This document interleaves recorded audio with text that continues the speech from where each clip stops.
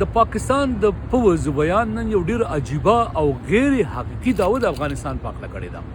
هغه په خبري کانفرنس کې ویل چې په افغانستان کې حمله د دوی د نېشنل اکشن پلان یعنی د ترهګرۍ خلاف د ملي تګلارې برخه ده. دا شل نکاتی تګلاره وه، په دې کې دا خبره نه و شامل. چودھری شریف نه دا ته پوښتنه چا ونه کړه چې چودھری صاحب دا ته څه وایي لګیا یې. دا په 2014 کې کله چې په آرمي پبلک سکول باندې په 14 اگست حمله وشوه، د سکول 140 ماشومان ترهګرو مړه کړل، نو دا د قومي اسمبلی د پاکستان پارلیمان د دې اجازه ورکړه د ضرب عضب د عملیاتو. په دې شل نکاتو کې په پنجاب کې د عملیاتو، په کراچۍ کې د عملیاتو، بلوچستان کې د عملیاتو، په پختونخوا کې د عملیاتو ذکر شته دی.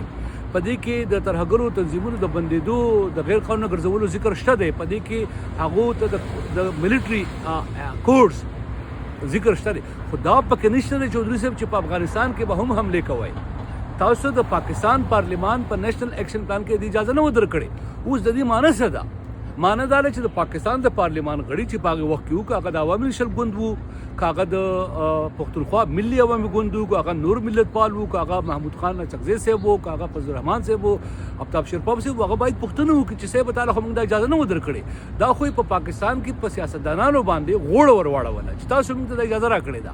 پارلیمان په افغانستان کې د حملو اجازه نه ده ورکړې او هغه دا وایي خپل پارلیماني غړي دا وایي چې په افغانستان کې حملې د دې نه کېږي. چودھری شریف دا هم وویل چې دا حملې به روانې وي، کنفیوژن نه دی پکار. دا اپریشن چې په افغانستان کې دی کوي دا به روان وي.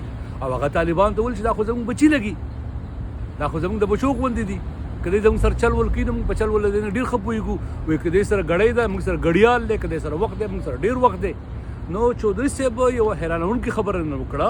یا خو افغانستان اوس د پاکستان پوسټ د پاکستان برخه ګڼي، ځکه داسې وایي، ځکه چې دې تګلارې مقصد وو په پاکستان کې دننه ترهګرو خلاف ځانګړي عملیات. شل نکاتی زه په دعوه سره وایم پرته د هغه شل نکاتی دغه چې کوم ده تګلاره هغه هلته موجود ده.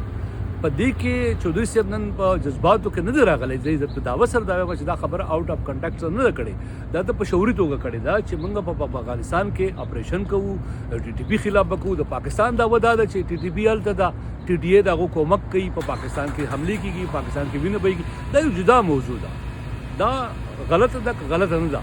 په افغانستان کې حملې کېږي، افغانستان کې طالبان به دې ځواب ورکړي که به ورنه کړي. خو دا خبره سراسر غیر حقیقي ده چې د نیشنل اکشن پلان لاندې چودھری شریف صاحب د پاکستان پوز ته په افغانستان کې د حملو اجازه نه ده ورکړی شوې.